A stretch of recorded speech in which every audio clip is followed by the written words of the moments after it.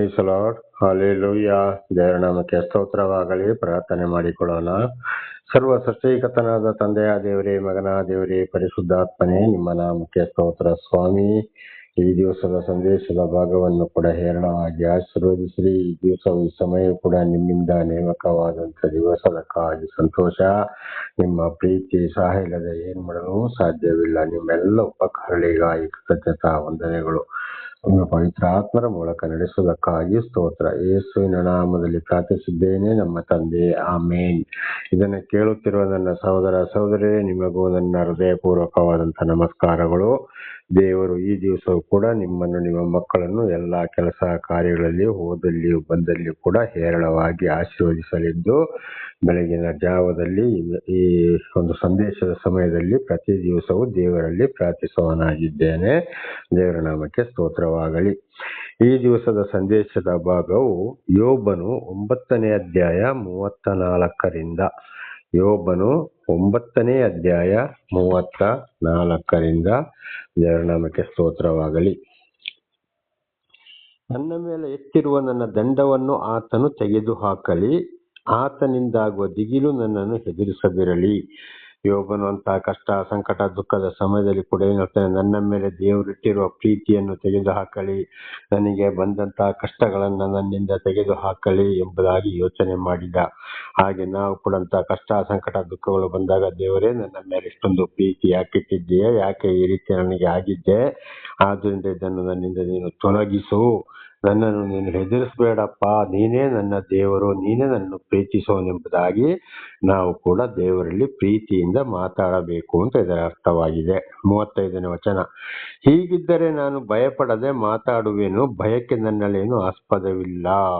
ಹಾಗಿದ್ದರೆ ನನ್ನ ಹೆದರಿಸಬೇಡ, ಹೆದರೋದಿಲ್ಲ ನಾನು, ನನಗೆ ಧೈರ್ಯ ಕೊಡು, ಆಗ ನಾನು ಯಾವುದೇ ಕಾರಣಕ್ಕೂ ನಿನ್ನ ಪರವಾಗಿ ನಾನು ಭಯಪಡುವುದಿಲ್ಲ, ಮಾತಾಡ್ತೇನೆ, ನನ್ನಲ್ಲಿ ಹೆದರಿಕೆಗೆ ಏನು ಆಸ್ಪದ ಇರುವುದಿಲ್ಲ, ನಿನ್ನ ಪರವಾಗಿ ನಾನು ಸಾಕ್ಷಿ ನುಡಿಯುತ್ತಾ ನಿನ್ನನ್ನು ಕೊಂಡಾಡುತ್ತಾ ನಾನು ಜೀವಿಸ್ತೇನೆ ಅಂತ ಯೋಬನು ಹೇಳಿದಂತ ಮಾತು ಇದು ನಮ್ಮಲ್ಲಿ ಕೂಡ ಇರಬೇಕು. ಈಗ 10ನೇ ಅಧ್ಯಾಯ 1ರಿಂದ. ನನ್ನ ಜೀವವೇ ನನಗೆ ಬೇಸರವಾಗಿದೆ ಎಂಬುದಾಗಿ ಹೇಳ್ತಾನೆ. ನನ್ನ ಜೀವವೇ ನನಗೆ ಬೇಸರವಾಗಿದೆ. ಯಾಕೆಂದ್ರೆ ಯೋಬ ಹೇಳಿದ್ದಾನೆ, ನಾನು ಇಷ್ಟು ಚಾಚೂ ತಪ್ಪದೆ ನಾನು ದೇವರೊಂದಿಗೆ ಅನ್ಯೋನ್ಯತೆಯಲ್ಲಿದ್ದೇನೆ, ನಾನು ಜೀವಿಸ್ತಾ ಇದ್ದೇನೆ, ಆದ್ರೂ ನನಗೆ ಬೇಸರವಾಯ್ತಲ್ಲ ಈ ಕಷ್ಟ, ಸಂಕಟ, ದುಃಖಗಳು ಅಂತ. ಹಾಗೆ ಒಂದು ವೇಳೆ ದೇವರು ನಮ್ಮನ್ನು ಕರೆದಾಗ ನಮಗೆ ಕೂಡ ಈ ರೀತಿ ಆಗುವುದಾದರೆ ಖಂಡಿತವಾಗಿ ಜೀವ ನಮ್ಮಲ್ಲಿ ಒಂದ್ಸಲ ಬೇಸರ ಆಗ್ತದೆ. ಇದನ್ನು ಹಿಂದೆ ಕೂಡ ನಾವು ತಿಳಿದುಕೊಂಡಿದ್ದೇವೆ. ಆದರೂ ನಾವು ಏನ್ ಮಾಡಬಾರದು, ದೇವರಲ್ಲಿ ಬೇಸರಗೊಳ್ಳಬಾರದು. ಎದೆ ಬಿಚ್ಚಿ ಮೊರೆ ಇಡುವೆನು, ಮನೋವ್ಯತೆಯಿಂದ ನುಡಿಯುವೆನು. ಎದೆ ಬಿಚ್ಚಿ ಅದರ ಹೃದಯವನ್ನು ಶುದ್ಧಗೊಳಿಸಿ ದೇವರಲ್ಲಿ ನಾವು ಭಯ ಭಕ್ತಿ ಇಟ್ಟುಕೊಂಡು ನಾವು ದೇವರಲ್ಲಿ ಮಾತಾಡಬೇಕು ಅಂತ ಅರ್ಥ. ಯಾವುದೇ ಕಾರಣಕ್ಕೂ ನಮ್ಮಲ್ಲಿ ಹೆದರಿಕೆ ಇರಬಾರದು. ಜೀವಕ್ಕೆ ಬೇಸರ ಬಂದರೂ ಕೂಡ ನಾವು ಹೆದರಬಾರದು. ಹೆಜ್ಜೆ ಬುಚ್ಚಿ ಧೈರ್ಯದಿಂದ ಶುದ್ಧ ಮನಸ್ಸಿನಿಂದ ದೇವರೊಂದಿಗೆ ಮಾತನಾಡಬೇಕು ಅಂತ ಇದರ ಅರ್ಥ. 2ನೇ ವಚನ. ನಾನು ದೇವರ ಮುಂದೆ ನನ್ನನ್ನು ಅಪರಾಧಿ ಎಂದು ನಿರ್ಣಯಿಸಬೇಡ. ನಾನು ದೇವರ ಮುಂದೆ ನನ್ನನ್ನು ಅಪರಾಧಿ ಎಂದು ನಿರ್ಣಯಿಸಬೇಡ. ದೇವರ ನಾಮಕ್ಕೆ ಸ್ತೋತ್ರವಾಗಲಿ. ಯೋಬನು ನೋಡಿ ಯಾವುದೇ ತಪ್ಪು ಏನು ಮಾಡಲಿಲ್ಲ, ನೀತಿವಂತನಾಗಿ ಜೀವಿಸಿದ. ಆದ್ರಿಂದ ನಾನು ದೇವರ ಮುಂದೆ ನನ್ನನ್ನು ಅಪರಾಧಿ ಎಂದು ನಿರ್ಣಯಿಸಬೇಡ ಅಂತೇಳಿ ಯಾರಿಗೆ? ಬಿಲ್ಹದನಿಗೆ ಹೇಳ್ತಾ ಇದ್ದಾನೆ. ನಾನು ದೇವರ ಮುಂದೆ ಅಪರಾಧಿ, ನಾನು ಜಯಿಸ್ಬೇಡ, ಅದು ದೇವರಿಗೆ ಗೊತ್ತಿದೆ. ನನ್ನ ಕಷ್ಟ, ಸಂಕಟ, ದುಃಖಗಳು, ನಾನು ನೀತಿವಂತನೋ ಅನೀತಿವಂತನೋ, ದುರ್ಮಾರ್ಗಿಯೋ ದುಷ್ಟನೋ ಅಂತ ದೇವರಿಗೆ ಗೊತ್ತಿದೆ ಅಂತೇಳಿ ಯೋಬನು ಅವನ ವಿರೋಧಿ ಸ್ನೇಹಿತ ಬಿಲ್ಹದನಿಗೆ ಅದನ್ನು ಹೇಳಿದ. ಹಾಗೆ ನಾವು ಕೂಡ ಯಾರಾದ್ರೂ ನಮ್ಮನ್ನು ಹೀಯಾಳಿಸೋದು ಹೇಳಬೇಕು, ಅದು ತಪ್ಪ. ಪ್ರತಿಯೊಂದು ಅಂದ್ರೆ ನಮ್ಮದು ಮನಸ್ಸಾಕ್ಷಿ ಶುದ್ಧ, ನಡೆ ನುಡಿ ಕ್ರಿಯೆಗಳು ಶುದ್ಧವಾಗಿರ್ಬೇಕು ಯೋಬನ ಹಾಗೆ. ಹಾಗಿರುವಾಗ ನಾನು ದೇವರ ಮುಂದೆ ಅಪರಾಧಿ ಎಂದು ನನಗೆ ಹೇಳಬೇಡ ಅಂತೇಳಿ ನಮಗೆ ಯಾರಾದ್ರೂ ವಿರೋಧಿಗಳು ಮಾತಾಡುವುದಾದರೆ ಅವರೊಂದಿಗೂ ನಾವು ಇದೇ ಮಾತನ್ನ ಮಾತಾಡಬೇಕು ಅಂತ. ನನ್ನೊಡನೆ ಏಕೆ ವ್ಯಾಜ್ಯ ಮಾಡುತ್ತೀ, ತಿಳಿಸು ಅನ್ನುವೆನು. ದೇವರ ನಾಮಕ್ಕೆ ಸ್ತೋತ್ರವಾಗಲಿ. ನನ್ನೊಡನೆ ಯಾಕೆ ನೀನು ವ್ಯಾಜ್ಯ ಮಾಡ್ತೀಯ, ತಿಳಿಸು ಅಂತೇಳಿ ನಾನು ಹೇಳುವೆನು. ಯಾರಿಗೆ? ದೇವರಿಗೆ. ಆದ್ರೆ ನಿನಗೆ ಅದು ಇಲ್ಲ, ವಿರೋಧಿಗಳಿಗೆ ಹೇಳಿದಂತ ಮಾತು. ಹಾಗೆ ನಾವು ಕೂಡ ಈ ರೀತಿ ಪರಿಶುದ್ಧರಾಗಿದ್ದರೆ, ನೀತಿವಂತರಾಗಿದ್ದರೆ ವಿರೋಧಿಗಳೊಂದಿಗೆ ಮಾತನಾಡಿ, ನನ್ನೊಂದಿಗೆ ಯಾಕೆ ನೀನು ವ್ಯಾಜ್ಯ ಮಾಡ್ತೀಯ ಅಂತ ನಾನು ದೇವರೊಂದಿಗೆ ಮಾತನಾಡ್ತೇನೆ, ನಿನಗೆ ನನ್ನ ಹೀಯಾಳಿಸೋ ಅಧಿಕಾರ ಇಲ್ಲ ಅಂತ ಯೋಬ ಅವನ ವಿರೋಧಿಗೆ ತಿಳಿಸ್ತಾ ಇದ್ದಾನೆ. ಹಾಗೆ ನಾವು ಕೂಡ ನೀತಿವಂತರಾಗಿ ವಿರೋಧಿಗಳಿಗೆ ತಕ್ಕಾದ ಉತ್ತರವನ್ನ ಕೊಡಬೇಕು ಅಂತ ಇದರ ಅರ್ಥ. 3ನೇ ವಚನ. ನೀನು ದುಷ್ಟರ ಆಲೋಚನೆಗೆ ಪ್ರಸನ್ನನಾಗಿ ನಿನ್ನ ಕೈ ಕಷ್ಟದಿಂದ ಸೃಷ್ಟಿಸಿದ್ದನ್ನು ತಿರಸ್ಕರಿಸಿ ಬಾಧಿಸುವುದು ನಿನಗೆ ಸಂತೋಷವೋ. ದೇವರ ನಾಮಕ್ಕೆ ಸ್ತೋತ್ರವಾಗಲಿ. ನೀನು ದುಷ್ಟರ ಆಲೋಚನೆಗೆ ಪ್ರಸನ್ನನಾಗಿ ನಿನ್ನ ಕೈ ಕಷ್ಟದಿಂದ ಸೃಷ್ಟಿಸಿದ್ದನ್ನು ತಿರಸ್ಕರಿಸಿ ಬಾಧಿಸುವುದು ನಿನಗೆ ಸಂತೋಷವೋ. ನೋಡಿ, ನೀನೇ ನನ್ನನ್ನು ಸೃಷ್ಟಿ ಮಾಡಿದ್ಯಾ, ನಿನ್ನ ಕೈಯಿಂದಲೇ ನೀನೇ ನನ್ನ ಸೃಷ್ಟಿಕರ್ತ, ನನ್ನನ್ನು ನೀನೇ ಸೃಷ್ಟಿ ಮಾಡಿದ್ಯಾ, ದುಷ್ಟರ ಎದುರುಗಡೆ ನನ್ನನ್ನು ಬಾಧಿಸುವುದು ನಿನಗೆ ಸಂತೋಷವೋ ಅಂತೇಳಿ ಯೋಬನು ದೇವರೊಂದಿಗೆ ಮಾತನಾಡಿದ. ಯಾಕೆಂದ್ರೆ ದುಷ್ಟರಿಗೆ ಅನೇಕ ಸಲ ಅವರನ್ನು ಹೀಯಾಳಿಸಿದ್ದಾರೆ. ನೀನು ದೇವರೊಂದಿಗೆ ಜೀವಿಸೋದಾದ್ರೆ, ದೇವರ ಮನುಷ್ಯನಾದ್ರೆ ಯಾಕೆ ನಿನಗೆ ಈ ರೀತಿ ಕಷ್ಟ ಸಂಕಟ ದುಃಖ ಬಂತು ಅಂತ ಹೇಳಿ ಆಗ ಈ ಪ್ರಶ್ನೆ ಏನ್ ಮಾಡ್ತಾನೆ ಯೋಬನು ದೇವರಿಗೆ ಈ ಪ್ರಶ್ನೆಯನ್ನ ಮಾಡಿದ್ದಾನೆ. ದುಷ್ಟರ ಮುಂದೆ ನನ್ನನ್ನು ಈ ರೀತಿ ನೀನು ಮಾಡುವುದು ತಿರಸ್ಕರಿಸುವುದು ನಿನಗೆ ಸಂತೋಷವೋ ಅಂತ. ಆದ್ರೆ ದುಷ್ಟರು ಏನೋ ಹೇಳ್ಬೋದು, ಏನೋ ಮಾಡ್ಬೋದು, ದೇವರು ನಮ್ಮನ್ನು ಯಾಕೆ ಪರೀಕ್ಷೆ ಪಡಿಸ್ತಾನೆ ಅಂತೇಳಿ ಪ್ರತಿಯೊಂದು ದೇವರ ಚಿತ್ತ ದೇವರಿಗೆ ಗೊತ್ತಿದೆ. ಮನುಷ್ಯರು ಆಡುವುದು ಆಡ್ತಾ ಹೋಗ್ಲಿ. ಹಾಗೆ ನಾವು ದೇವರೊಂದಿಗೆ ಜೀವಿಸುವಾಗ ಯಾವುದೇ ಕಷ್ಟ ಸಂಕಟ ದುಃಖಗಳು ಬಂದರೂ, ವಿರೋಧಿಗಳು ಎಷ್ಟೇ ದುಷ್ಟ ಮಾತಾಡಿದ್ರು, ಏನೇ ಮಾತಾಡಿದ್ರು ಕೂಡ ದೇವರು ಸರಿಯಾದ ತೀರ್ಪು ಕೊಡೋನಾಗಿದ್ದಾನೆ. ಮುಂದೆ ಒಂದು ದಿವಸ ನಮ್ಮನ್ನು ಮೇಲಕ್ಕೆತ್ತುವನಾಗಿದ್ದಾನೆ. ಸಂತೋಷದಲ್ಲಿ ನಾವು ಜೀವಿಸುವಾಗ ಆಗಿದ್ದಾನೆ. ವಿರೋಧಿಗಳ ಬಾಯಿಯನ್ನು ಮುಚ್ಚಿಸುವನಾಗಿದ್ದಾನೆ ದೇವರ ನಾಮಕ್ಕೆ ಸ್ತೋತ್ರವಾಗಲಿ. ಉದಾಹರಣೆಗೆ ಅವನ ಹೆಂಡತಿ ಬಿಟ್ಟು ಹೋದ್ಲು. ಕಡೆಗೆ ನಾವು ಇದನ್ನು ಒಂದು 2-3 ಸಲ ಹಿಂದೆ ತಿಳ್ಕೊಂಡಿದ್ದೇವೆ. ಯೋಬನಿಗೆ ಪುನಃ ಬೇಕಾದ ಆಸ್ತಿ ಪಾಸ್ತಿ ಕೊಟ್ಟಾಗ ಅದೇ ಹೆಂಡತಿ ತಿರುಗಿ ಬಂದಳು. ಕೀರ್ತನೆ 112 ಕೂಡ ನನ್ನ ಮೇಲೆ ನಿನಗೆ ಪೂರ್ತಿ ಭಯ ಭಕ್ತಿ ಪ್ರೀತಿ ಇರುವುದಾದರೆ ನಿನ್ನ ವಿರೋಧಿಗಳಿಗೆ ತಕ್ಕ ಬರುವಂತ ಶಿಕ್ಷೆಯನ್ನು ಕಣ್ಣಾರೆ ಕಾಣ್ತೀಯಾ, ಕಿವಿಯಾರೆ ಕೇಳ್ತೀಯಾ ಅಂತ ಬರೆಯಲ್ಪಟ್ಟಿದೆ. ಇದನ್ನೇ ಯೋಬ ಕೂಡ ಇಲ್ಲಿ ಹೇಳ್ತಾ ಇದ್ದಾನೆ. ಹಾಗೆ ನನ್ನ ಜೀವಿತದಲ್ಲಿ ಕೂಡ ಇದನ್ನು ಬಹಳ ಸಲ ಹೇಳಿದ್ದೇನೆ, ನೆರವೇರಿದೆ, ಈಗಲೂ ನೆರವೇರ್ತಲೇ ಇದೆ. ಆದ್ರಿಂದ ನಾವು ಏನ್ ಮಾಡ್ಬೇಕು, ಎಷ್ಟೇ ಬೇಸರ ಬಂದರೂ ದೇವರಿಗೆ ನಾವು ಪ್ರಶ್ನೆ ಮಾಡಕ್ಕೆ ಹೋಗ್ಬಾರದು. ಆದ್ರೆ ನಾವು ಮನುಷ್ಯರು ಈಗ ಯೋಬನು ಮಾಡಿದ ಹಾಗೆ ನಾವು ಕೂಡ ಒಂದೊಂದ್ಸಲ ಯೋಚನೆ ಮಾಡ್ತೇವೆ. ಆದರೆ ವಿರೋಧಿಗಳಿಗೆ ತಕ್ಕಾದ ಉತ್ತರವನ್ನು ದೇವರು ಕೊಡುವವರಾಗಿದ್ದಾರೆ. ದೇವರನ್ನು ನಾವು ಎಲ್ಸಬಾರದು, ದೂಷಣೆ ಮಾಡಬಾರದು ಅಂತ ಇದರ ಅರ್ಥ. ನೀನು ಮಾಂಸದಿಂದ 4ನೇ ವಚನ 10:4, ನೀನು ಮಾಂಸದಿಂದ ಕಣ್ಣುಳ್ಳವನು, ಮನುಷ್ಯರು ನೋಡುವಂತೆ ನೋಡುತ್ತೀಯಾ ಅಂತ ನಮಗೆ ಸ್ತೋತ್ರವಾಗಲಿ. ನೋಡಿ, ಮನುಷ್ಯನ ಕಣ್ಣು ಏನಾಗಿದೆ, ಮಾಂಸದಿಂದ ತುಂಬಿದೆ. ಆದರೆ ದೇವರ ಕಣ್ಣು ಮಾಂಸನೋ? ದೇವರಿಗೆ ಮೂಳೆ ಇದೆಯೋ, ಚರ್ಮ ಇದೆಯೋ, ರಕ್ತ ಇದೆಯೋ, ಮಾಂಸ ಇದೆಯೋ? ಏನಿದೆ? ಏನಿಲ್ಲ. ಅವರೊಂದು ಶಕ್ತಿಯಾಗಿ ಮಾರ್ಪಟ್ಟಿದ್ದಾರೆ. ದೇವರ ನಾಮಕ್ಕೆ ಸ್ತೋತ್ರವಾಗಲಿ. ಹಲ್ಲೆಲೂಯಾ. ಮನುಷ್ಯರು ನೋಡುವಂತೆ ನೀನು ನೋಡ್ತೀಯೋ ಅಂತೇಳಿ. ಮನುಷ್ಯರು ನಾನಾ ರೀತಿ ನೋಡ್ತಾರೆ, ಮಾಡ್ತಾರೆ. ಆ ರೀತಿ ಮನುಷ್ಯನ ಹೃದಯ ಮನಸ್ಸು ಸರಿಯಿಲ್ಲ, ನೀನು ಅಂಥವನು ಅಂತ ದೇವರಿಗೆ ಪ್ರಶ್ನೆ ಮಾಡ್ತಾನೆ ಯಾರೋ ಯೋಬ. ಆದ್ರೆ ಅದು ಮನುಷ್ಯರಿಂದ ಹುಟ್ಟಿದ್ದು. ಯೋಬನಿಗೆ ಸರಿಯಾಗಿ ದೇವರ ವಿಷಯ ಗೊತ್ತಿರುವುದಿಲ್ಲ, ಆದ್ರಿಂದ ಮಾತಾಡಿದ. ಆದ್ರೆ ಇವತ್ತು ದೇವರು ನಮಗೆಲ್ಲವನ್ನ ಪಡಿಸ್ತಲೇ ಇದ್ದಾರೆ. ಹಾಗಿರುವಾಗ ನಾವು ಈ ರೀತಿ ಮಾತಾಡಬಾರದು. ದೇವರು ನಮಗೆ ಸ್ತೋತ್ರವಾಗಲಿ. ಏಕೆ ನೀನು ಮಾಂಸದ ಕಣ್ಣುಳ್ಳವನು, ಮನುಷ್ಯರು ನೋಡುವಂತೆ ನೀನು ನೋಡ್ತೀಯ? ಖಂಡಿತವಾಗಿ ಅಲ್ಲ. ದೇವರು ನಿಜವಾದ ಸತ್ಯ ಸ್ವರೂಪಿ ದೇವರಾಗಿದ್ದಾರೆ. ನಾನೇ ಮಾರ್ಗ ಸತ್ಯ ಜೀವವು ನಾನೇ ಆಗಿದ್ದೇನೆ, ಪುನರುತ್ಥಾನವು ನಾನೇ ಆಗಿದ್ದೇನೆ ಅಂತೇಳಿ ದೇವರು ಪರಿಶುದ್ಧನಾಗಿದ್ದಾನೆ.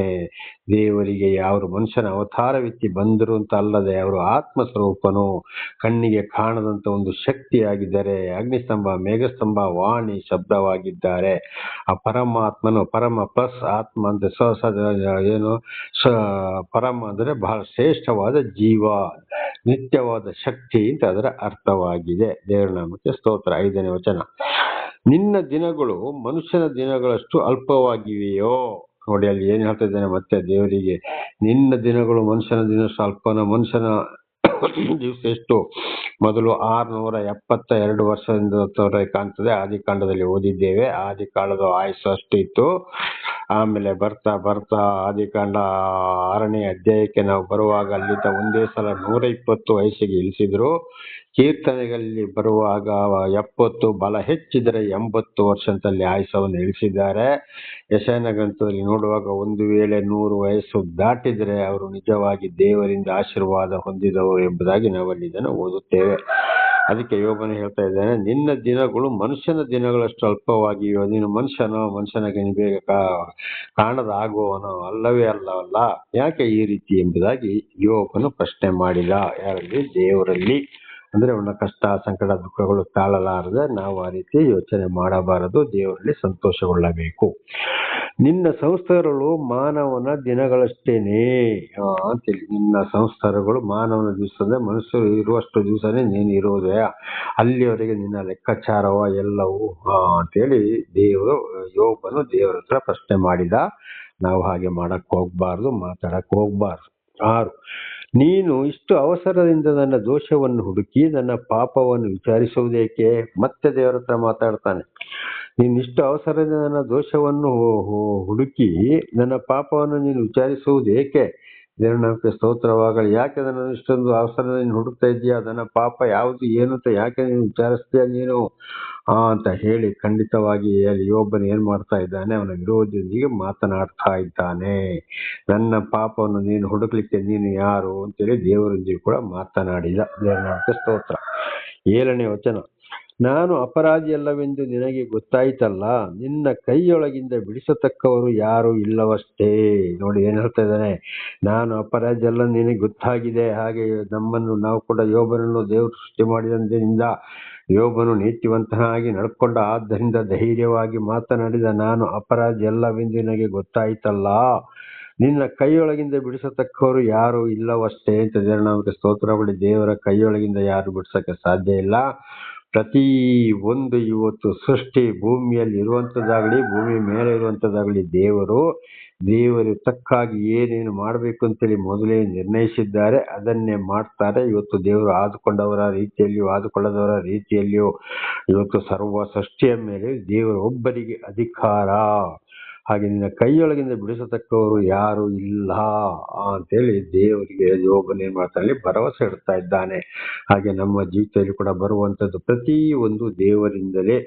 ದೇವರು ಯಾರನ್ನು ಹೇಗೆ ನಡೆಸಿಕೊಳ್ಬೇಕು, ಏನ್ ಮಾಡಬೇಕು, ಪ್ರತಿಯೊಂದು ಸೃಷ್ಟಿ ಕಾರ್ಯವನ್ನು ಕೂಡ ಏನ್ ಮಾಡಬೇಕು, ಯಾವಾಗ ಯಾರಿಗೆ ಸರಿಯಾದ ತೀರ್ಪು ಕೊಡಬೇಕು ಎಂಬುದಾಗಿ ದೇವರಿಗೆ ಗೊತ್ತಿದೆ. ಅದನ್ನೇ ಯೋಬ ಹೇಳಿದ. ಇದನ್ನು ನಾವು ಚೆನ್ನಾಗಿ ಅರ್ಥ ಮಾಡಿಕೊಳ್ಳಬೇಕು.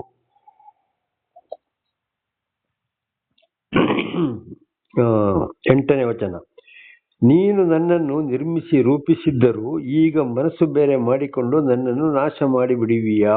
ನೋಡಿ, ಇದು ಕೊಡೋದು ಬಹಳ ವಿಶೇಷವಾದ ಪ್ರಶ್ನೆ. ನನ್ನನ್ನು ರೂಪಿಸಿದ್ಯಾರು? ನೀನೇ. ಈಗ ಮನಸ್ಸು ಬೇರೆ ಮಾಡಿಕೊಂಡು ನನ್ನನ್ನು ನಾಶ ಮಾಡಿ ಬಿಡ್ತೀಯಾ ಅಂತ ಯೋಬ ಪ್ರಶ್ನೆ ಮಾಡಿದ. ಯಾರ ಹತ್ರ? ದೇವ್ರ ಹತ್ರ. ಯಾಕೆಂದ್ರೆ ಆದಿಕಾಂಡ 1ನೇ ಅಧ್ಯಾಯ 26, 27 ನಾವಲ್ಲಿ ನೋಡುವಾಗ ಮನುಷ್ಯರನ್ನು ತನ್ನ ಸ್ವರೂಪದಂತೆ ಸೃಷ್ಟಿ ಮಾಡುವೆನು ಎಂಬುದಾಗಿ ಅವರನ್ನು ಗಂಡು ಹೆಣ್ಣಾಗಿ ನಿರ್ಮಿಸುವೆನು ಅಂತೇಳಿ ಹೇಳಿ, ಆದಿಕಾಂಡ 1:28 ನೋಡುವಾಗ ಆಗ ಒಂದು ಗಂಡ ಹೆಂಡತಿಗೆ ಅಂದ್ರೆ ಆದಾಮನಿಗೆ ಹವ್ವಳಿಗೆ ಒಂದು ಆಶೀರ್ವಾದ, ನಿನ್ನ ಸಂತಾನ ಭೂಲೋಕದಲ್ಲಿ ತುಂಬಿಕೊಳ್ಳಲಿ, ಭೂಮಿಯನ್ನು ವಶಪಡಿಸಿಕೊಳ್ಳಲಿ ಅಂತ. ಹಾಗೆ ಇವತ್ತು ಸೃಷ್ಟಿಸುವೆನು ಹೇಳುವಾಗ ಆದಾಮನ ಶರೀರದ ಒಂದು ಎಲುಬಿಂದ ಹವ್ವಳನ್ನು ಸೃಷ್ಟಿ ಮಾಡಿದ್ದು ಅವರ ಸಂತಾನ ಆಶೀರ್ವಾದದಿಂದ ಇವತ್ತು ನಾವು ಇಡೀ ಭೂಲೋಕದಲ್ಲಿ ಇರುವಂತ ಜನರಾಗಿದ್ದೇವೆ. ದೇವರ ನಾಮಕ್ಕೆ ಸ್ತೋತ್ರವಾಗಲಿ. ಹಲ್ಲೆಲೂಯಾ. ಹಾಗೆ ಇವತ್ತೇನ್ ಮಾಡಿದರೆ ನಾವು ದೇವರ ಸೃಷ್ಟಿಗಳಾಗಿದ್ದೇವೆ. ಹಾಗೆ ನನ್ನನ್ನು ಸೃಷ್ಟಿ ಮಾಡಿದ್ದು ನೀನೇ ನಾಶನ ಮಾಡ್ತೀಯೋ ಅಂತೇಳಿ ಯೋಬ ಪ್ರಶ್ನೆ ಮಾಡ್ತಾ ಇದ್ದಾನೆ. ಅಂದ್ರೆ ಯೋಬನಿಗೆ ಸರಿಯಾಗಿ ದೇವರ ವಿಷಯ ಗೊತ್ತಿರೋದಿಲ್ಲ, ಆದ್ರೆ ತಿಳಿದಿಲ್ಲ ಯೋಬನು. ಆದ್ರಿಂದ ಯೋಬನು ಈ ಪ್ರಶ್ನೆ ಮಾಡಿದ. ಹಾಗೆ ನಾವು ಮಾಡಕ್ಕೆ ಹೋಗ್ಬಾರ್ದು. ಯಾಕಂದ್ರೆ ನಾವು ಪ್ರತಿಯೊಂದನ್ನ ಈಗ ತಿಳಿದುಕೊಳ್ತಾ ಇದ್ದೇವೆ. ದೇವರು ಆರಿಸಿಕೊಂಡವರಿಗೂ ಯಾವ ರೀತಿಯಿಂದ ಹೇಗೆ ಯಾವ ಸಮಯದಲ್ಲಿ ಕಷ್ಟಗಳು ಬರ್ತವೆ, ಯಾರಿಂದ ಬರ್ತವೆ, ಹೇಗೆ ಸಹಿಸಿಕೊಳ್ಳಬೇಕು, ನಾವು ದೇವರಲ್ಲಿ ಹೇಗೆ ಮೊರೆ ಇಡಬೇಕು ಅಂತ ದೇವರಿಗೆ ನಮಗೆ ತಿಳಿಯಪಡಿಸ್ತಾ ಇದ್ದಾರೆ. ಆದ್ರಿಂದ ಒಂದು ವೇಳೆ ನಮ್ಮ ಜೀವಿತದಲ್ಲಿ ಹೀಗೆ ಆದ್ರೆ ನಾವು ದೇವರನ್ನು ಹೀಗೆ ಪ್ರಶ್ನೆ ಮಾಡಲು, ದೇವರ ಬಗ್ಗೆ ಮಾತಾಡಲು, ಯೋಚನೆ ಮಾಡಲು ಮಾಡಬಾರದು ಅಂತ ಇದರ ಅರ್ಥ. ದೇವರು ನಾಶ ಮಾಡೋನು ಅಲ್ಲವೇ ಅಲ್ಲ. ದೇವರ ನಾಮಕ್ಕೆ ಸ್ತೋತ್ರ. 9ನೇ ವಚನ, ನೀನು ನನ್ನನ್ನು ಜೇಡಿಮಣ್ಣಿನಿಂದಲೋ ಎಂಬಂತೆ ರೂಪಿಸಿದ್ದಿ ಎಂದು ಕೃಪೆ ಮಾಡಿ ನೆನೆಸಿಕೋ. ನೋಡಿ, ಆದಾಮನನ್ನು ಜೇಡಿಮಣ್ಣಿನಿಂದ ದೇವರು ಏದೇನ್ ತೋಟದಲ್ಲಿ ಸೃಷ್ಟಿ ಮಾಡಿದ್ರು, ಹಾಗೆ ಅಲ್ಲಿ ಎಂಬಂತೆ ಮಾಡಿಸಿದ್ದಿ ಎಂದು ಕೃಪೆ ಮಾಡಿ ನೆನೆಸಿಕೋ. ಅದೇ ಸಂತಾನದವು ನಾವು ಇವತ್ತು ಯೋಬ ಹೇಳ್ತಾ ಇದ್ದಾನೆ, ನನ್ನನ್ನು ಅದೇ ರೀತಿ ಸೃಷ್ಟಿ ಮಾಡಿದ ನೆನಪು ಮಾಡಿಕೋ, ನನಗೆ ಶಿಕ್ಷೆಯನ್ನು ಕೊಡಬೇಡ ಅಂತ. ದೇವರ ನಾಮಕ್ಕೆ ಸ್ತೋತ್ರ. ಅದುವೇ ಆಗ್ಲಿ, ನಾವು ಹಿಂದೆ ಬಹಳ ಸಲ ನೋಡಿದ್ದೇವೆ, ದೇವರೇ ಮನುಷ್ಯನವರ ಬಲಭಾಗನೇ ಮನುಷ್ಯನ ಅವತಾರವಿತ್ತು. ಯೇಸು ಎಂಬ ನಾಮದಲ್ಲಿ ಬಂದಾಗ ಶಿಲುಬೆಗೆ ಏರಿಸಲ್ಪಡಕ್ಕೆ ಒಂದು ದಿವಸಕ್ಕೆ ಮೊದಲೇ ಗೆತ್ಸೆಮನಿ ತೋಪಿನಲ್ಲಿ ಹೋಗಿ ಯೇಸ್ವಾಮಿ ಏನಂತ ಪ್ರಾರ್ಥಿಸಿದ್ರು, ಸಾಧ್ಯವಾದರೆ ಕಷ್ಟದ ಕೊಡವು ನನ್ನಿಂದ ತೊಲಗಿ ಹೋಗಲಿ, ಆದರೂ ನಿನ್ನ ಚಿತ್ತದಂತೆ ನೆರವೇರಲಿ ಅಂತೇಳಿ ಪರಲೋಕದ ತಂದೆಯೊಂದಿಗೆ ಮಾತನಾಡಿದರು. ಹಾಗೆ ಆ ಜೀವಿತ ಕೂಡ ದೇವರೇ ಇದು ನಿನ್ನಿಂದಲೇ ಬರುವುದಾದರೆ, ನಿನ್ನ ಪ್ರೀತಿಯಾದರೆ ಅದನ್ನು ನೀನು ನೆನಪು ಮಾಡಿದನು, ಅದರಂತೆ ಆಗಲಿ, ಅದುವೇ ನನಗೆ ಸಂತೋಷ ಎಂಬುದಾಗಿ ನಾವು ಕೂಡ ಅಲ್ಲಿ ಮಾತಾಡಬೇಕು. ನೋಡಿ, ಅಪೊಸ್ತಲನಾದ ಪೌಲನಿಗೆ ಕೂಡ 2 ಕೊರಿಂಥ 12ನೇ ಅಧ್ಯಾಯ 9ನೇ ವಚನದಲ್ಲಿ ನಾವು ಓದುವಾಗ, ಅವನಿಗೆ ಸೂಳ ನಾಟಿದಂತೆ ಬಹಳ ನೋವುಗಳಿತ್ತು, 3 ಸಾರಿ ದೇವರಲ್ಲಿ ಪ್ರಾರ್ಥಿಸಿದ ಯಾರು ಪೌಲ. ಆಗ ಪೌಲನಿಗೆ ವಾಣಿ ಆಯ್ತು, ನಿನಗೆ ಅದು ನನ್ನ ಕೃಪೆಯೇ ಸಾಕು, ಅದೇ ನಾನು ಕೊಟ್ಟ ನೋವು ನೀನು ಅನುಭವಿಸಲೇಬೇಕು ಅಂತ. ಹಾಗೆ ದೇವರಿಂದ ಆದುಕೊಂಡವರಿಗೆ ಒಂದೊಂದು ಪ್ರೀತಿಯಿಂದ ನೋವುಗಳು ಬರ್ತವೆ, ಅದರಲ್ಲಿಯೂ ಪಾಠ ಕಲಿಯುವಂಥದ್ದು ಬಹಳ ಇರ್ತದೆ. ಆದ್ರಿಂದ ಯೋಬನ ಹಾಗೆ ನಾವು ಯೋಚನೆ ಮಾಡಬಾರ್ದು, ಮಾತಾಡಕ್ಕೆ ನಾವು ಕೂಡ ಹೋಗಬಾರ್ದು. ದೇವರಿಗೆ ಸ್ತೋತ್ರ ಸಲ್ಲಿಸುತ್ತಾ ಪ್ರಾರ್ಥನೆ ಮಾಡುತ್ತಾ ಮುಂದೆ ಹೋಗಬೇಕು. ತಿರುಗಿ ನನ್ನನ್ನು ಮಣ್ಣಾಗುವಂತೆ ಮಾಡುವಿಯಾ ಅಂತ ಪ್ರಶ್ನೆ ಮಾಡ್ತಾನೆ. ನೀನು ಸೃಷ್ಟಿ ಮಾಡಿದೀಯಾ, ಜೇಡಿಮಣ್ಣಿನಿಂದ ಅದೇ ಸಂತಾನದವನು ನಾನು, ತಿರುಗಿ ನನ್ನನ್ನು ನೀನು ಮಣ್ಣಾಗಿ ಮಾಡ್ತೀಯಾ ಅಂತ. ಆದ್ರೆ ಅಲ್ಲಿ ಯೋಬನಿಗೆ ಅದು ಗೊತ್ತಿಲ್ಲ. ಹುಟ್ಟಿದ ಮನುಷ್ಯರು ಭೂಲೋಕದಲ್ಲಿ ಸಾಯಲೇಬೇಕು ಅಂತ ಹೇಳುವಂಥದ್ದು ಯೋಬನಿಗೆ ತಿಳಿದುಕೊಳ್ಳಿಲ್ಲ. ಹಾಗೆ ಯಾಕಂದ್ರೆ ದೇವರು ಕೂಡ ಮನುಷ್ಯನ ಅವತಾರ ಎತ್ತಿ ಬಂದಾಗ ಸಮಾಧಿ ಮಾಡಿಸಿಕೊಂಡ್ರ ಇಲ್ವೋ? ಮಾಡಿಸಿಕೊಂಡ್ರು. ಆದ್ರೆ 3ನೇ ದಿವಸ ಪುನರುತ್ಥಾನಗೊಂಡರು. ಅದು ದೇವರ ಪ್ರೀತಿ.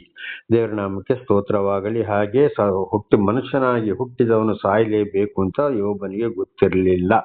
ಈಗ ನಮಗೆ ಗೊತ್ತಿದೆ, ಹುಟ್ಟಿದ ಮನುಷ್ಯನವನು ಎಂಥ ಪರಿಶುದ್ಧನಾದರೂ ಸತ್ಯ ಸಾಯ್ತಾನೆ, ಸಮಾಧಿ ಮಾಡಲೇಬೇಕು. ಆದರೆ ದೇವರು 3ನೇ ದಿವಸ ಪುನರುತ್ಥಾನಗೊಂಡರು.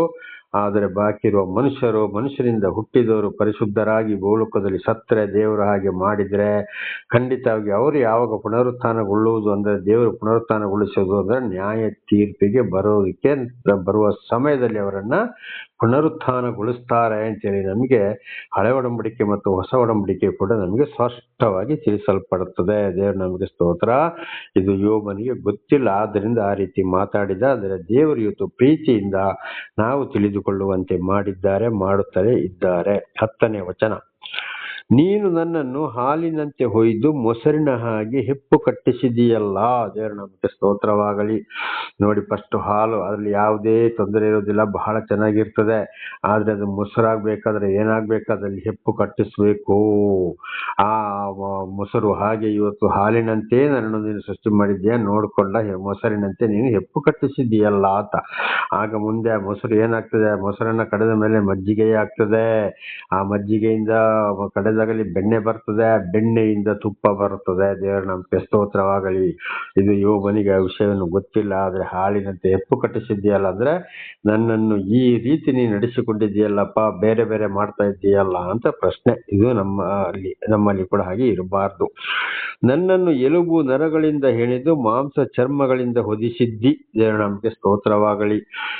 ಏನಾಗಿದೆ? ನನ್ನನ್ನು ಎಲುಬು ನರಗಳಿಂದ ಹೆಣೆದು ಮಾಂಸ ಚರ್ಮಗಳಿಂದ ಹೊದಿಸಿದ್ಯಲ್ಲ ಅಂತ. ನೋಡಿ, ನಮ್ಮ ಶರೀರದೊಳಗೂ ಕೂಡ ಏನಿದೆ?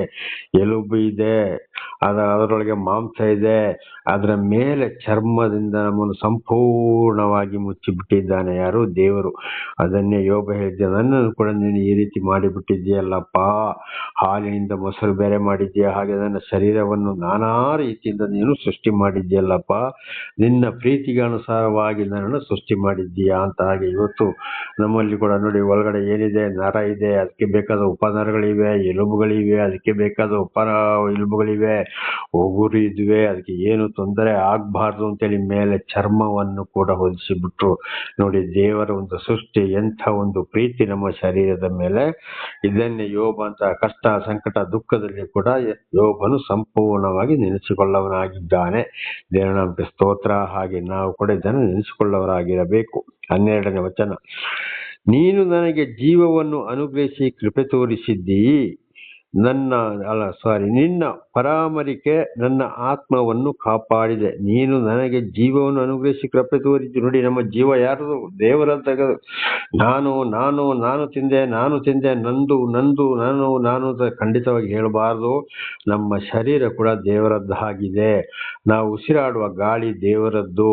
ತಿನ್ನುವ ಆಹಾರ ದೇವರದ್ದು, ನಾವು ಕುಡಿಯುವ ನೀರು ದೇವರದ್ದು, ನಮ್ಮನ್ನು ಉದ್ದ ದಪ್ಪ ಬೆಳೆಸಿದ್ದು ದೇವರಾಗಿದ್ದಾರೆ.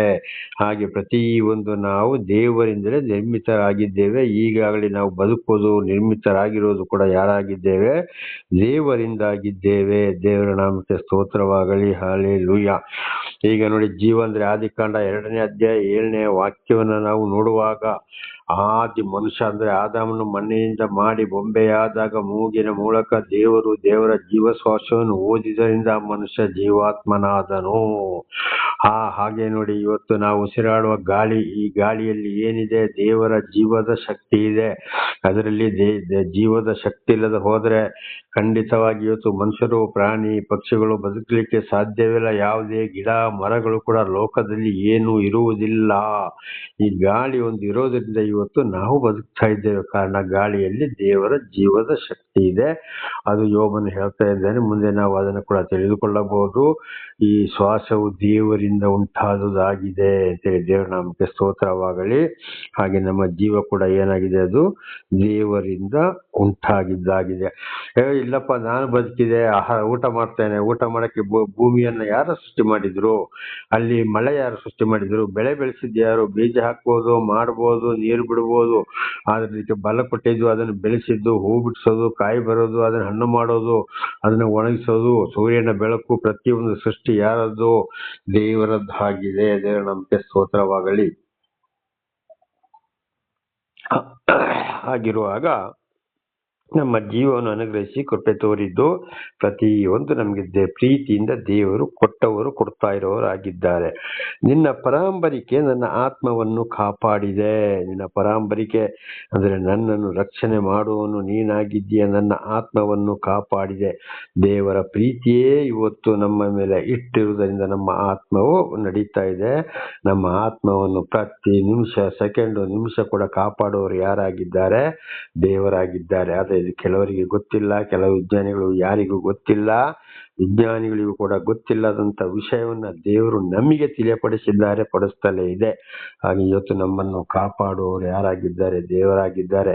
ಕೀರ್ತನೆ 91ರಲ್ಲಿ ಕೂಡ ಇದನ್ನು ನಾವು ಆಗಾಗ ತಿಳಿದುಕೊಂಡಿದ್ದೇವೆ. ಒಂದು ವಚನ 91:12ರಲ್ಲಿ, ನಿನ್ನ ಕಾಲು ಕಲ್ಲಿಗೆ ತಗಲದಂತೆ ನಿನ್ನನ್ನು ಕೈಗೆತ್ತಿಕೊಳ್ಳುವರು ದೂತರು, ಅವರಿಗೆ ಅಪ್ಪಣೆ ಕೊಟ್ಟಿದ್ದೇನೆ ಎಂಬುದಾಗಿದೆ. ನಮಗೆ ಸ್ತೋತ್ರವಾಗಲಿ.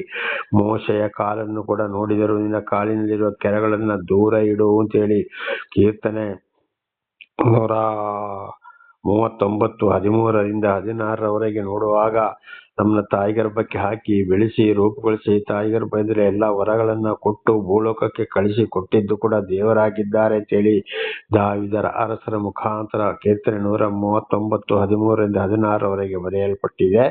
ದೇವರ ನಾಮಕ್ಕೆ ಸ್ತೋತ್ರವಾಗಲಿ. ಹಲ್ಲೆಲೂಯಾ. ಹಾಗಿರುವಾಗ ಪ್ರತಿಯೊಂದು ನಮ್ಮನ್ನು ಕಾಪಾಡೋರು ಯಾರಾಗಿದ್ದಾರೆ? ದೇವರಾಗಿದ್ದಾರೆ. ಇದು ತಿಳಿಸುವವರಿಗೆ ತಿಳಿಸ್ತಾರೆ, ಎಲ್ಲರಿಗೂ ತಿಳಿಸುವುದಿಲ್ಲ. ದೇವರ ನಾಮಕ್ಕೆ ಸ್ತೋತ್ರ. 13ನೇ ವಚನ, ಆದರೂ ನಿನ್ನ ಹೃದಯದಲ್ಲಿ ಇವುಗಳನ್ನು ಮರೆಮಾಡಿಕೊಂಡಿದ್ದೀ.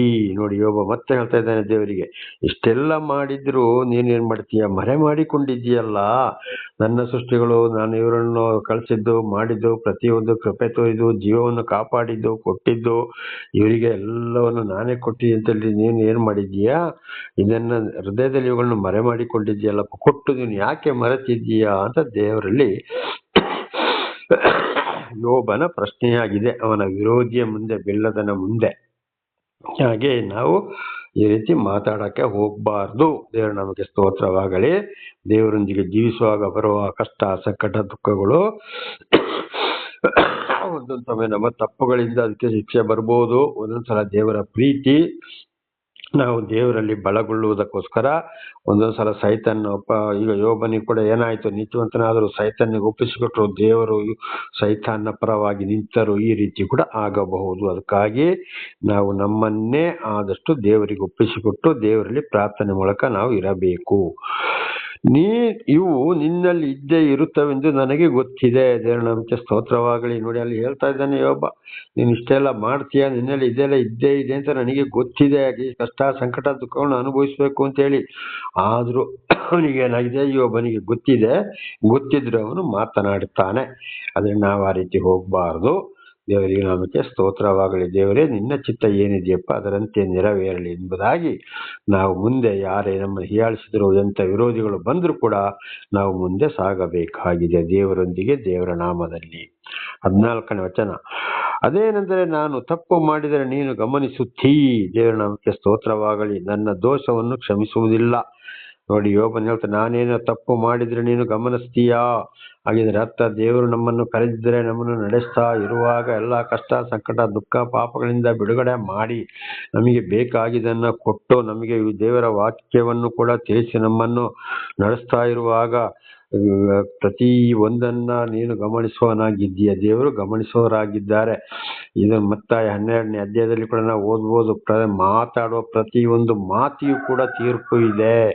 ನಾವು ಇಲ್ಲಿ ಹೇಳೋದು ಕೂರೋದು ಪ್ರತಿ ಒಂದು ಕೂಡ ಪವಿತ್ರ ಅಪೊಸ್ತಲ ಪೌಲರು ರೋಮಪುರದವರಿಗೆ ಬರೆದ ಪತ್ರ 8ನೇ ಅಧ್ಯಾಯ 26, 27ನೇ ವಚನ ನೋಡುವಾಗ ನಮ್ಮ ಪ್ರತಿ ಒಂದು ವಿಷಯಗಳನ್ನು ಕೂಡ ಪವಿತ್ರಾತ್ಮರು ತಂದೆಯಾದ ದೇವರಿಗೆ ಪರಲೋಕಕ್ಕೆ ವರದಿ ಮಾಡ್ತಾರೆ ಅಂತ ಅಲ್ಲಿ ಬರೆಯಲ್ಪಟ್ಟಿದೆ. ಇನ್ನೊಂದು ಕಡೆ ಪ್ರತಿ ಒಬ್ಬೊಬ್ಬರಿಗೂ ಒಬ್ಬೊಬ್ಬರು ದೂತರಿದ್ದಾರೆ ಅಂತ ಕೂಡ ಬರೆಯಲ್ಪಟ್ಟಿದೆ. ಅವರು ಕೂಡ ಎಲ್ಲ ವರದಿ ಮಾಡುವವರಾಗಿದ್ದಾರೆ. ದೇವರ ನಾಮಕ್ಕೆ ಸ್ತೋತ್ರವಾಗಲಿ. ಹಾಗೆ ನಾವು ಏನೇ ಮಾಡಿದ್ರು, ತಿಂದು ಕುಡಿದ್ರು ಕೂಡ ದೇವರು ಕಾಣುವುದಿಲ್ಲ ಅಂತ ನೋಡುವುದು ಬೇಡ. ಅದನ್ನು ಯೋಬನು ಹೇಳಿದ ಹಾಗೆ ದೇವರು ಗಮನಿಸ್ತಾ ಇರ್ತಾರೆ. ದೇವರಿಗೆ ಮುಚ್ಚುಮರೆ ಆಗಿದ್ದು ಯಾವುದೂ ಇಲ್ಲ. ಅದಕ್ಕೆ ನೋಡಿ, ದೇವರು ಯಾರನ್ನು ಕರೆದಿದ್ದಾರೋ ತಪ್ಪು ಮಾಡಿದಾಗ ಅವರಿಗೆ ಒಂದೊಂದು ಪೆಟ್ಟು ಬೀಳುವುದು, ಶಿಕ್ಷೆ ಬೀಳುವುದು ಇದೆ ಕಾರಣ. ಯಾಕೆಂದ್ರೆ ಯಾಜಕ ಕಾಂಡ 19ನೇ ಅಧ್ಯಾಯ 2ನೇ ವಚನದಲ್ಲಿ ನೋಡುವಾಗ, ನಾನು ಪರಿಶುದ್ಧನಾದಾಗೆ ನೀವು ಪರಿಶುದ್ಧರಾಗಿರಿ ಎಂಬುದಾಗಿ ಬರೆಯಲ್ಪಟ್ಟಿದೆ. ಇದನ್ನೇ 1 ಪೇತ್ರ 1ನೇ ಅಧ್ಯಾಯ 15ನೇ ವಚನದಲ್ಲಿ ಕೂಡ ಇದನ್ನು ನಾವಲ್ಲಿ ಓದುವಾಗ, ನಾನು ಪರಿಶುದ್ಧನಾದಾಗೆ ನೀವು ಕೂಡ ಪರಿಶುದ್ಧರಾಗಿದ್ದೀರಿ ಎಂಬುದಾಗಿ ಬರೆದಿದೆಯಲ್ಲ ಅಂತ ಪೇತ್ರನು ಕೂಡ ಅದೇ ವಿಚಾರವನ್ನು ಮುಂದಕ್ಕೆ ಸಾರ್ತಾ ಇದ್ದಾನೆ, ಆ ವಾಕ್ಯವನ್ನು ಕೂಡ. ಹಾಗೆ ಪ್ರತಿ ಒಂದನ್ನು ಕೂಡ ದೇವರು ನೋಡೋರಾಗಿದ್ದಾರೆ. ನಾನು ಸೃಷ್ಟಿ ಮಾಡಿದೆ, ಹಿರಿಯರ ಮೂಲಕವೋ ಬಂದು ಹೋದ ಅಪರಾಧಗಳನ್ನು ಕ್ಷಮಿಸಿ ಮಣ್ಣಿಗೆ ಮಣ್ಣಾಗಿ ಧೂಳಿಗೆ ಧೂಳಾಗಿ ಹೋಗೋರನ್ನ ಇವತ್ತು ಎಬ್ಬಿಸಿ ನಿಲ್ಲಿಸಿ ಅವರಿಗೆ ಯಾವುದೇ ಪ್ರತಿ ಒಂದನ್ನ ಕೊಟ್ಟು ಸಾಕಿ ಸಲಗಿ ಇವರನ್ನು ರಕ್ಷಿಸ್ತಾ ಬರ್ತಾ ಇದ್ದೇನೆ. ಇವರು ಏನ್ ಮಾಡ್ತಾ ಇದ್ದಾರೆ ಅಂತ ಹೇಳಿ ಖಂಡಿತವಾಗಿ ದೇವರು ಗಮನಿಸುವವರಾಗಿದ್ದಾರೆ. ದೇವರು ನಮಗೆ ಸ್ತೋತ್ರವಾಗಲಿ. ಕೀರ್ತನೆಗಳಲ್ಲಿ ದಾವೀದ ಅರಸರು ಕೂಡ ಅದನ್ನು ಹೇಳ್ತಾನೆ, ಪರಲೋಕದಿಂದ ಆಕಾಶದ ಕೆಳಗೆ ವೀಕ್ಷಿಸಿ ಪ್ರತಿಯೊಬ್ಬರನ್ನು ವೀಕ್ಷಿಸುವನು ನೀನಲ್ಲವೇ ಎಂಬುದಾಗಿ ದಾವೀದ ಅರಸರು ಕೂಡ ಇದನ್ನು ಸ್ಪಷ್ಟಪಡಿಸಿದ್ದಾರೆ, ಈ ಒಂದು ವಿಷಯವನ್ನ. ಆದ್ರಿಂದ ದೇವರು ಪ್ರತಿ ಒಂದನ್ನ ನೋಡೋರಾಗಿದ್ದಾರೆ, ಪವಿತ್ರಾತ್ಮರು ನೋಡೋರಾಗಿದ್ದಾರೆ. ಆದ್ರೆ ದೂತರನ್ನು ಕೂಡ ಬಿಟ್ಟಿದ್ದಾರೆ, ಯಾವುದೇ ರೀತಿಗೆ ತಪ್ಪಿಸಿಕೊಳ್ಳಲು ಸಾಧ್ಯವಿಲ್ಲ. ನನ್ನ ದೋಷವನ್ನು ಕ್ಷಮಿಸುವುದಿಲ್ಲ. ನೋಡಿ, ಮತ್ತೆ ಹೇಳ್ತಾ ಇದ್ದೇನೆ, ನಾನೇನಾದ್ರು ತಪ್ಪು ಮಾಡಿದ್ರೆ ನನ್ನ ದೋಷವನ್ನು ನೀನು ಕ್ಷಮಿಸುವುದಿಲ್ಲ. ಯಾಕಂದ್ರೆ ದೇವರು ಪರಿಶುದ್ಧ, ಪ್ರೀತಿಯಿಂದ ನಮಗೆಲ್ಲವನ್ನ ಕೊಟ್ಟು ನಮ್ಮನ್ನು ಪಾಪಗಳಿಂದ ಬಿಡುಗಡೆ ಮಾಡಿ ಸಾಕಿ ಸಲಹುತ್ತಾ ಇದ್ದಾರೆ. ನಮಗೆ ದರ್ಶನ ಕೊಟ್ಟಿದ್ದಾರೆ. ದೇವರು ಯಾರೆಂಬುದು ಪಡಿಸ್ತಲೇ ಇದ್ದಾರೆ. ಹೀಗಿರುವಾಗ ಮತ್ತು ನಾವು ಬೇರೆ ದುಷ್ಟರೊಂದಿಗೆ, ಸುಳ್ಳು ಬೋಧಕರು, ಪ್ರವಾದಿಗಳೊಂದಿಗೆ, ಮನುಷ್ಯರೊಂದಿಗೆ ಸೇರಿ ದೇವರಿಗೆ ವಿರುದ್ಧವಾಗಿ ಹೋದರೆ ಖಂಡಿತವಾಗಿ ದೇವರು ಕ್ಷಮಿಸುವವರಲ್ಲ. ಇದುವೇ ಉದಾಹರಣೆಗೆ ನಡೆದಿದ್ದು ನೋಡಿ. ಆದಾಮನಿಗೆ ಏನ್ ಮಾಡಿದ್ರು? ಆದಿಕಾಂಡ 2ನೇ ಅಧ್ಯಾಯ 15ರಿಂದ 17ರವರೆಗೆ ಓದುವಾಗ, ನೀನು ಎಲ್ಲಾ ಮರದ ಹಣ್ಣನ್ನು ತಿನ್ನು, ಒಂದು ಮರದ ಹಣ್ಣನ್ನು ಮಾತ್ರ ತಿನ್ಬೇಡ, ತಿಂದ್ರೆ ಈ ದಿನವೇ ಸತ್ತು ಹೋಗ್ತೀಯ ಅಂತಂದ್ರೆ ಆಗ್ಲೇ ಸಾಯ್ತಿ ಅಂತಲ್ಲ, ಅದೇ ಪಾಪದಲ್ಲಿ ಮುಂದೆ ನೀನು ಸಾಯ್ಬೇಕು ಅಂತೇಳಿ ಎಚ್ಚರಿಸಿದ್ರು. ಆದ್ರೆ ಅವನಿಗೆ ಮತ್ತೆ ಹೆಂಡತಿಯನ್ನು ಕೊಟ್ಟರು. ಸೈತಾನ ಹೆಂಡತಿಯ ಮೂಲಕ ಆದಾಮನನ್ನ ವಂಚಿಸುವಾಗ ದೇವರ ಮಾತನ್ನ ಮರೆತು ಹೆಂಡತಿಯ ಮಾತಿಗೆ ಕಿವಿ ಕೊಟ್ಟದ್ದರಿಂದ ಏನಾಯ್ತಲ್ಲಿ, ಆದಾಮನ ಹೆಂಡತಿಗೆ ದೇವರು ಹೇಳಿದ ಮಾತನ್ನು ಆದಾಮನು ತಿಳಿಸಿದ್ದಾನೆ. ಇವರಿಬ್ರು ದೇವರ ಮಾತನ್ನು ಮೀರಿದ್ರಿಂದ ಏದೇನ್ ತೋಟದಿಂದ ಹೊರಬರಬೇಕಾಯಿತು. ಹಾಗಿದ್ರೆ ಅರ್ಥ, ಇವತ್ತು ದೇವರು ನಮಗೆ ಪಡಿಸ್ತಲೇ ಇದ್ದಾರೆ. ಮತ್ತು ಒಂದು ವೇಳೆ ವಿರುದ್ಧವಾಗಿ ಹೋದ್ರೆ, ಏದೇನ್ ತೋಟ ಅಂದ್ರೆ ಪರಿಶುದ್ಧ ಭೂಮಿ, ಅಂದ್ರೆ ನಮಗೆ ಈ ಲೋಕದಲ್ಲಿ ಕೂಡ ಶಾಂತಿ ಸಮಾಧಾನ ಸಿಕ್ಕುವುದಿಲ್ಲ. ಬಹಳ ಕಷ್ಟ, ಸಂಕಟ, ದುಃಖಗಳನ್ನ ಅನುಭವಿಸಬೇಕಾಗ್ತದೆ. ನ್ಯಾಯ ತೀರ್ಪಿನ ದಿವಸ ಅಲ್ಲಿ ಕೂಡ ನಾವು ಪರಲೋಕ ಕಾಣಕ್ಕಾಗುವುದಿಲ್ಲ, ನೇರವಾಗಿ ಅಗ್ನಿಕೊಂಡ ನರಕಕ್ಕೆ ಹೋಗ್ಬೇಕಾಗ್ತದೆ ಅಂತ ಇದರ ಅರ್ಥವಾಗಿದೆ. ದೇವರ ನಾಮಕ್ಕೆ ಸ್ತೋತ್ರವಾಗಲಿ. ಹಾಗೆ ಇಸ್ರೇಲರ ಒಂದು ಘಟನೆ ಕೂಡ ನೋಡುವಾಗ ನೋಡಿ, ಐಗುಪ್ತ ದೇಶದಿಂದ 20 ವರ್ಷದ ಮೇಲ್ಪಟ್ಟ 6 ಲಕ್ಷ ಗಂಡಸರನ್ನ ಬಿಡುಗಡೆ ಮಾಡ್ಕೊಂಡು ಬಂದ್ರು. ಅಲ್ಲಿ ಬಹಳ ಕಾರ್ಯಗಳನ್ನ ನೋಡಿದ್ರು. ಆಮೇಲೆ ದೇವರ ವಿರುದ್ಧ, ಮೋಶೆ ವಿರುದ್ಧ ಗುಣಗುಟ್ಟಿದ್ರು. ಮೋಶೆ ಮುಖಾಂತರ ಬೇಕಾದಷ್ಟು ಬುದ್ಧಿವಾದಗಳನ್ನ ಹೇಳಿಸಿದ್ರು. ಹೇಳಿದರು ದೇವರು, ಆದರೂ ಕೇಳಲಿಲ್ಲ. ನೋಡಿ, ನಾನಾ ಥರದ ಶಿಕ್ಷೆಗಳಿಗೆ ಒಳಪಟ್ಟರು. ಅದರಲ್ಲಿ 6 ಲಕ್ಷ ಗಂಡಸರಲ್ಲಿ ಬರೀ 2 ಮಾತ್ರ ಕಾನಾನ್ ದೇಶವನ್ನ ಸೇರಿದರು. ಯಾರು? ಯೆಹೋಶುವ ಮತ್ತು ಕಾಲೇಬ. ಬಾಕಿ 5,99,998 ಜನ ಔಟ್ ಆದರು. ಅದೇ ಮಾತು ನೋಡಿ ಇಲ್ಲಿ. ಅದೇನೆಂದರೆ, ನಾನು ತಪ್ಪು ಮಾಡಿದರೆ ನೀನು ಗಮನಿಸುತ್ತಿ ನನ್ನ ದೋಷವನ್ನು ಕ್ಷಮಿಸುವುದಿಲ್ಲ. ದೇವರು ತಿಳಿಸಿದಾಗ ಮತ್ತವರು ಗುಣಗುಟ್ಟಿದ್ದರಿಂದ ನಾನಾ ತರದ ಶಿಕ್ಷೆಗೆ ಒಳಗಾಗಿ ಸರ್ವನಾಶವಾದರು. 2 ಮಾತ್ರ ಕಾನಾನ್ ದೇಶವನ್ನ ಸೇರಿದರು ಎಂಬುದಾಗಿ ನಾವು ಓದುತ್ತೇವೆ ವಿಮೋಚನಾ ಕಾಂಡದಲ್ಲಿ, ಅರಣ್ಯಕಾಂಡದಲ್ಲಿ ಓದುವಾಗ. ಹಾಗೆ ಇವತ್ತು ಕೂಡ ಅದುವೇ ನಡೀತಾ ಇದೆ. ದೇವರು ತಿಳಿಸ್ತಾರೆ. ನಾವು ದೇವ್ರ ತಪ್ಪು ಮಾಡೋದಿಲ್ಲ ಅಂತ ಯೋಚನೆ ಮಾಡುವುದು ಬೇಡ. ದೇವರ ವಾಕ್ಯಕ್ಕೆ ವಿರುದ್ಧವಾಗಿ ಹೋದ್ರೆ ಖಂಡಿತವಾಗಿ ದೇವರು ಗಮನಿಸ್ತಾರೆ. ಅಂಥವರನ್ನ ದೇವರು ಗಮನಿಸುವುದಿಲ್ಲ. ಅದನ್ನೇ ಇಲ್ಲಿ ಹೇಳ್ತಾ ಇದ್ದಾರೆ. ಯೋಬನು ಕೂಡ ಹೇಳಿದ್ದು, ನನ್ನ ದೋಷವನ್ನು ನೀನು ಕ್ಷಮಿಸುವುದಿಲ್ಲ. ಹಾಗೆ ವಿರುದ್ಧವಾಗಿ ಹೋದಾಗ ಬಹಳ ಸಲ ಒಂದು ಅವಕಾಶವನ್ನ ದೇವರು ಕೊಡ್ತಾರೆ. ಇತರರ ಮೂಲಕ ತಿಳಿಸ್ತಾರೆ, ಗದರಿಸ್ತಾರೆ, ಎಚ್ಚರಿಸ್ತಾರೆ. ದೇವರು ನಿಜವಾಗಿ ಆರಿಸಿಕೊಂಡವರ ಮುಖಾಂತರ ಮತ್ತು ದೇವರಿಗೆ ವಿರುದ್ಧವಾಗಿ ಹೋದರೆ ಖಂಡಿತವಾಗಿ ದೇವರು ಕ್ಷಮಿಸುವುದಿಲ್ಲ. ಶಿಕ್ಷೆಗೆ ಪಡ್ತಾರೆ. ನ್ಯಾಯ ತೀರ್ಪಿನ ದಿವಸ ಕೂಡ ನೇರವಾಗಿ ನರಕವೇ ಗತಿ. ಇದು 1 ಪೇತ್ರ 4:6 ವಚನದಲ್ಲಿ ಕೂಡ ನಾವು ಸ್ಪಷ್ಟವಾಗಿ ಇದನ್ನ ಓದಿಕೊಳ್ಳಬಹುದು. ದೇವರ ನಾಮಕ್ಕೆ ಸ್ತೋತ್ರವಾಗಲಿ. ಇದು ನಾಳೆಗೂ ಮುಂದುವರಿಯುತ್ತದೆ. ಪ್ರಾರ್ಥನೆ ಮಾಡಿಕೊಳ್ಳೋಣ. ಸರ್ವ ಸೃಷ್ಟಿಕರ್ತನಾದ ತಂದೆಯ ದೇವರೇ, ಮಗನ ದೇವರೇ, ಪರಿಶುದ್ಧಾತ್ಮನೇ, ನಿಮ್ಮ ನಾಮಕ್ಕೆ ಸ್ತೋತ್ರ ಸ್ವಾಮಿ. ಇವತ್ತಿನ ಈ ಒಂದು ಸಂದೇಶವನ್ನು ಕೂಡ ನನ್ನ ಸಹೋದರ ಸಹೋದರಿಗೆ ನೀವು ತಿಳಿಸಲು ಆಶೀರ್ವಾದ ಮಾಡಿದಕ್ಕಾಗಿ ಸ್ತೋತ್ರ. ನಾನು ಕೂಡ ಹೆಚ್ಚೆಚ್ಚಾಗಿ ತಿಳಿದುಕೊಳ್ಳುವಂತೆ ಮಾಡುತ್ತಿರುವ ನಿಮ್ಮ ಪ್ರೀತಿಗಾಗಿ ಸ್ತೋತ್ರ. ಇದನ್ನು ಅವರೆಲ್ಲರೂ ಚೆನ್ನಾಗಿ ಕೇಳಿ ಅರ್ಥ ಮಾಡಿಕೊಂಡು ನಿಮ್ಮಿಂದ ಆಶೀರ್ವಾದ ಹೊಂದಿಕೊಳ್ಳುವಂತೆ ಜೀವಿಸಲು ಅವರೆಲ್ಲರನ್ನು ಆಶೀರ್ವದಿಸಿರಿ. ಅವರ ಮಕ್ಕಳನ್ನು ಕೂಡ ಅವರು ಎಚ್ಚರಿಸಿ ಅವರೆಲ್ಲರೂ ನಿಮ್ಮಿಂದ ಆಶೀರ್ವಾದ ಹೊಂದಿಕೊಳ್ಳುವಂತಾಗಲಿ. ನಿಮ್ಮ ಚಿತ್ತಾನುಸಾರ ಇತರರಿಗೆ ಸಾಕ್ಷಿಗಳಾಗುವಂತೆ ಮಾರ್ಪಡಿಸಿರಿ. ಆದರೂ ಯಾವುದಕ್ಕೂ ನಿಮ್ಮ ಪ್ರೀತಿ ಸಹಾಯದ ಯಾರು ಏನು ಮಾಡಲು ಸಾಧ್ಯವಿಲ್ಲ. ಎಲ್ಲ ನಿಮ್ಮ ಪ್ರೀತಿ ಸ್ವಾಮಿ. ನಿಮ್ಮೆಲ್ಲ ಉಪಕಾರಗಳಿಗಾಗಿ ಕೃತಜ್ಞತಾ ವಂದನೆಗಳು. ಯೇಸುವಿನ ನಾಮದಲ್ಲಿ ಪ್ರಾರ್ಥಿಸಿದ್ದೇನೆ ನಮ್ಮ ತಂದೆ, ಆಮೇನ್. ಇದನ್ನು ಕೇಳುತ್ತಿರುವ ನನ್ನ ಸಹೋದರ ಸಹೋದರಿಯರೇ, ನಿಮಗೂ ನನ್ನ ಹೃದಯಪೂರ್ವಕವಾದಂತಹ ಧನ್ಯವಾದಗಳು. ದೇವರು ನಿಮ್ಮನ್ನು, ನಿಮ್ಮ ಮಕ್ಕಳನ್ನು ಕೂಡ ಎಲ್ಲರಿಗೂ ಒಳ್ಳೆ ಬುದ್ಧಿ, ಜ್ಞಾನ, ತಿಳುವಳಿಕೆ, ಶಾಂತಿ, ಸಮಾಧಾನ, ವಿದ್ಯೆ, ಬುದ್ಧಿ ಕೊಟ್ಟು ದೇವರ ವಾಕ್ಯಗಳನ್ನು ನೀವು ಗಂಡ ಹೆಂಡತಿ ಮಕ್ಕಳು ಯವನಸ್ಥ ಹುಡುಗಿಯರಾಗಿದ್ದಾರೆ ಪ್ರತಿಯೊಬ್ಬರು ಕೇಳಿ ಅರ್ಥ ಮಾಡಿಕೊಂಡು ಜೀವಿಸಿ ದೇವರ ಆಶೀರ್ವಾದವನ್ನು ಪಡೆದು ದೇವರೊಂದಿಗೆ ಜೀವಿಸಲು ಬೇಕಾದ ಕೃಪೆಯನ್ನು ದೇವರು ಅನುಗ್ರಹಿಸಲಿ.